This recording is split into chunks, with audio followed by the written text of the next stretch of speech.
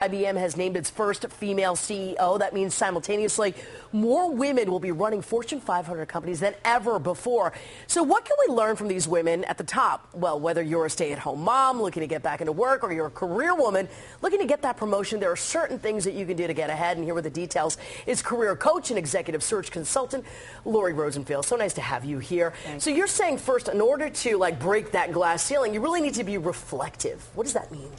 I think anyone who's reached that corner office knows who they are, and they've thought about their skills, their strengths, their passions, and they know how to articulate them. Yeah, but whether you are employed or underemployed or unemployed, you said that you need to be reflective on your skills, your passion, your strengths as well, right? Right.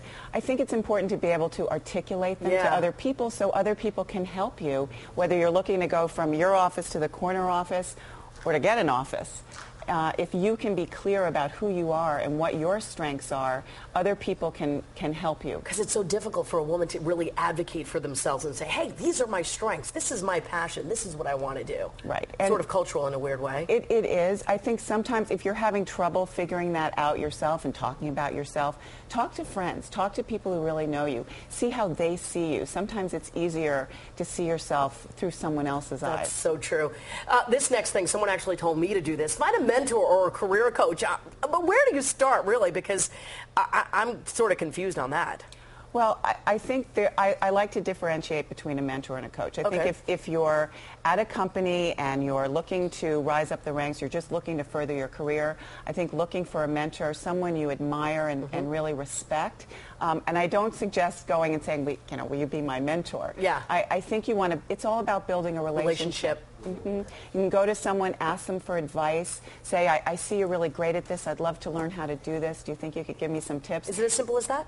Yes, but that's the beginning. Starting a real dialogue with someone, starting a relationship. I think relationships and meaningful relationships are going to sort of be a theme that I like to talk about. And you also talk about there's a difference between a mentor and a career coach. Yes, absolutely. If you're looking for a job, I think having a coach can be really helpful. It doesn't have to be a professional paid coach. It can be a friend, someone you ask to keep you accountable. The hardest thing about a job search is how long it can take and how disciplined you have to be. So if you have someone calling you saying, how did it go this week? How many calls? Have you found anything you're interested in?